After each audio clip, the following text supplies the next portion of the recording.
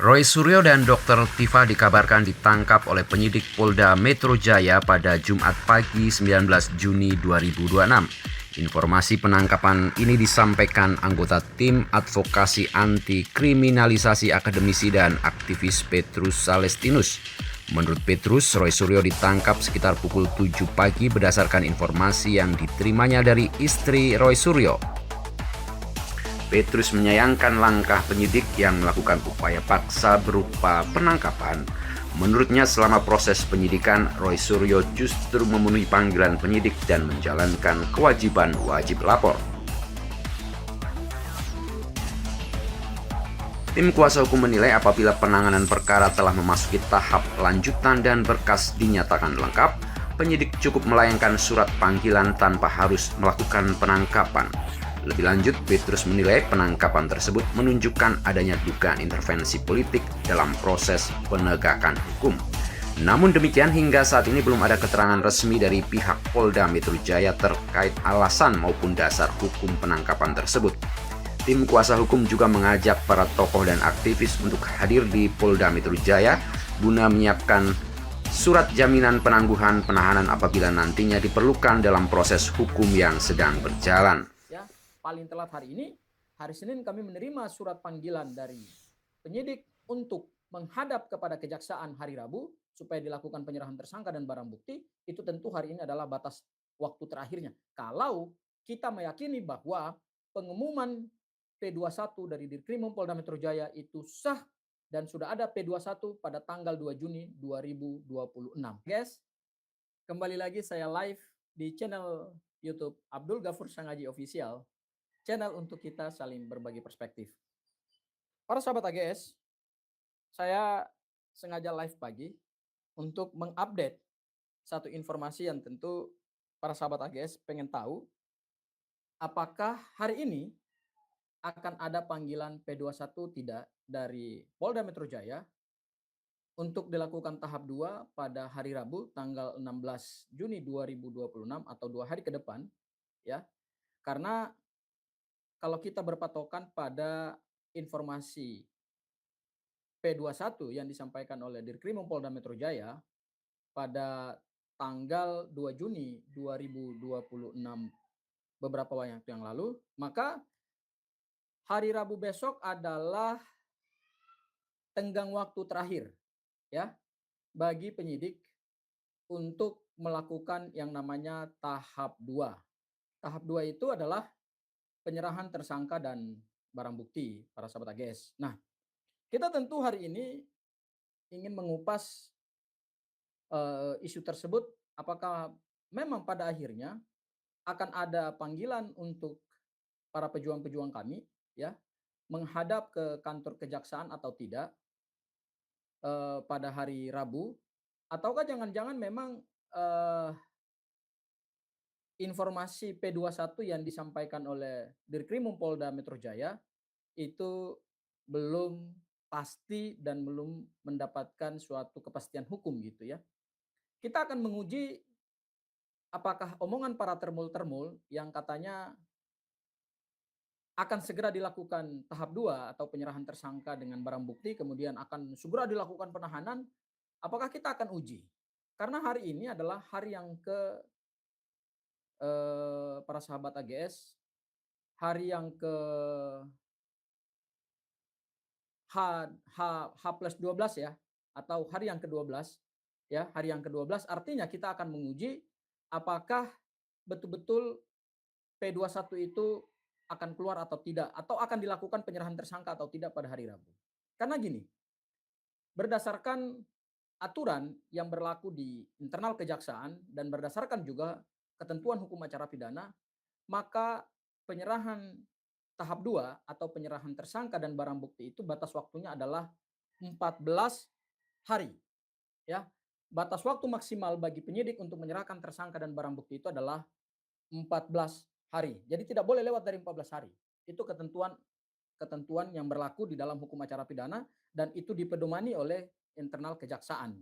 Nah, kalau kemudian kita hitung dari tanggal 2 Juni 2026 sampai kemudian hari ini tanggal 15 Juni 2026, berarti para sahabat AGS sebenarnya batas waktu penyerahan tersangka itu memang sudah hampir melampaui batas waktu gitu, ya.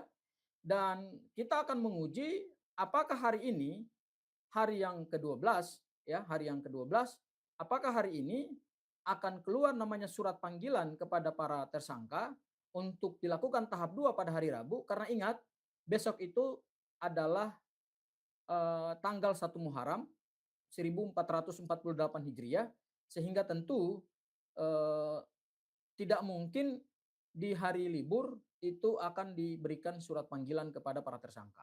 Ya, sehingga kami mengasumsikan bahwa hari ini adalah batas waktu terakhir bagi penyidik untuk mengirimkan surat panggilan kepada para tersangka, sehingga nanti pada hari Rabu tersangka dan para tim kuasa hukum akan mendampingi para pejuang-pejuang tersebut untuk dilakukan tahap 2 di Kejaksaan Tinggi DKI Jakarta, yang tentu saya ingin sampaikan kepada para sahabat AGS, penyerahan tersangka dan barang bukti itu tidak akan dilakukan di Kejaksaan Tinggi, tetapi akan dikoordinasikan oleh Kejaksaan Tinggi, dan itu akan dilakukan di mana wilayah hukum dari Kejaksaan Negeri tempat persidangan akan dilakukan. Ya, sebatas informasi yang saya terima bahwa perkara ini katanya akan disidangkan di wilayah hukum Kejaksaan Negeri Jakarta Selatan, ya.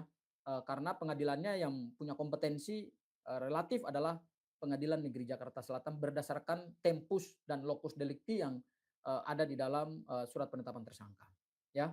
Jadi saya bersama tim kuasa hukum yang lain dan para pejuang-pejuang, ya, ada Mas Roy, ada Bu Tifa, ya, dan kemudian ada pejuang-pejuang lain. Kami tentu hari ini ingin menguji apakah omongan para termul-termul bahwa ini sebentar lagi akan dilakukan tahap 2, ya. Kalau mau dilakukan tahap 2 berdasarkan pengumuman dari Dirkrimum Polda Metro Jaya, karena ada batas waktu 14 hari penyerahan tersangka dan barang bukti, maka itu tentu harus dilakukan pengiriman suratnya adalah hari ini. Paling telat hari ini.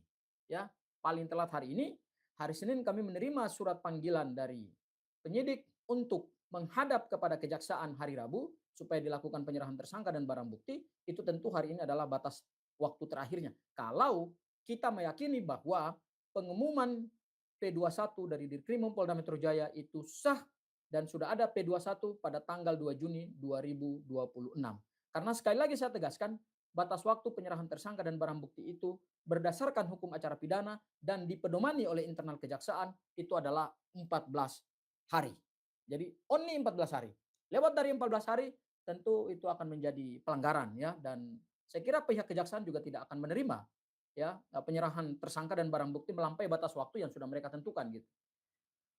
Tapi apakah penyerahan tersangka itu akan dilakukan pada hari Rabu dan kemudian barang buktinya juga diserahkan kepada jaksa penuntut umum? Saya masih ragu sampai hari ini para sahabat AGS, ya. Karena eh, kalau kemudian kita lihat apa yang disampaikan oleh Dirkrimum Polda Metro Jaya bahwa informasi tanggal 2 Juni tahun 2026 itu Dirkrimum mengatakan bahwa berdasarkan hasil koordinasi mereka dengan kejaksaan tidak diperlukan lagi pemenuhan terhadap petunjuk P19 dan akan ditentukan jadwal penyerahan tersangka dan barang bukti. Saya kira pernyataan ini masih bersayap, ya, masih sangat bersayap dan tidak menimbulkan kepastian hukum, tetapi kemudian diinterpretasikan oleh para termul-termul itu bahwa seolah-olah kejaksaan telah menyatakan berkas perkara para pejuang kami itu dinyatakan P21. Saya kira ini adalah penafsiran yang pada akhirnya membuat ruang publik menjadi gaduh, apalagi bukan hanya mereka tafsirkan itu P21, tetapi bahkan mereka meminta untuk dilakukan penahanan gitu, ya. Lagi-lagi kami ingin katakan bahwa para termul-termul ini bukanlah pihak yang punya kewenangan di dalam perkara ini, tidak punya otoritas di dalam penanganan perkara pidana ini, mereka bukan pihak pelapor, mereka tidak punya legal standing atau kedudukan hukum dalam perkara pidana ini, mereka lah hanya supporter, ya. Mereka itu namanya aja relawan. Relawan itu kan sifatnya informal. Relawan itu tidak diberikan kuasa oleh Pak Joko Widodo. Yang menerima kuasa itu seingat saya ada 4 rekan pengacara yang empat-empatnya saya sudah tiga diantaranya saya sudah berdialog dan berdebat dari forum televisi ke televisi.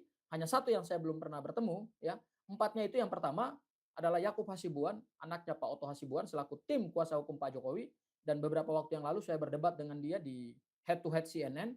Yang kedua adalah Profesor Firmanto, ya, itu juga tim kuasa hukum resmi. Yang ketiga adalah rekan saya Rifai Kusumanegara, dan yang keempat ada seorang pengacara yang juga saya kenal karena kami sama-sama di peradinya Pak Oto Hasibuan, yaitu Andra Reinhardt. Assalamualaikum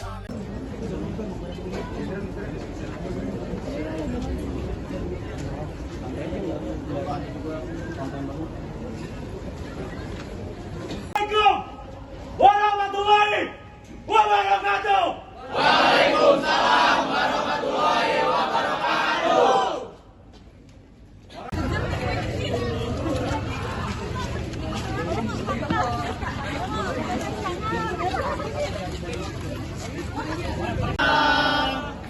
Doakan saya ilmu sepanjang hayat kita, semoga dirgahayu.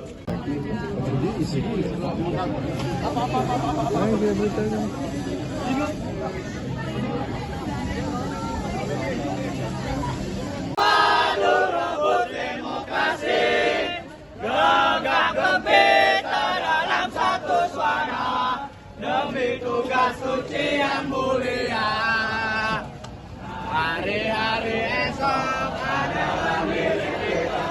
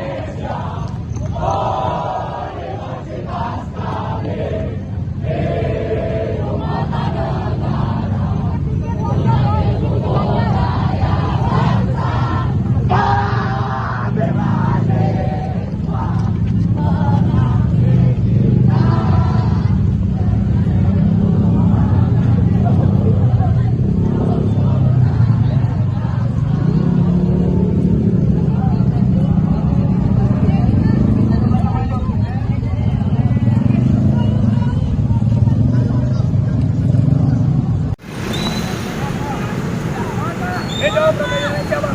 Hidup.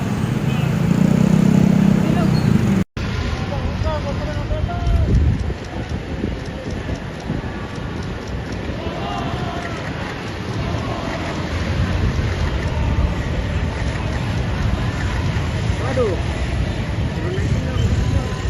Ayo bang, anak-anak sama bang.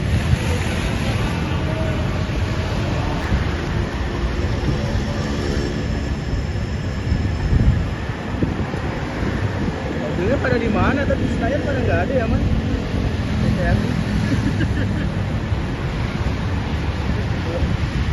Udah nggak ada buntutnya, Man. Udah.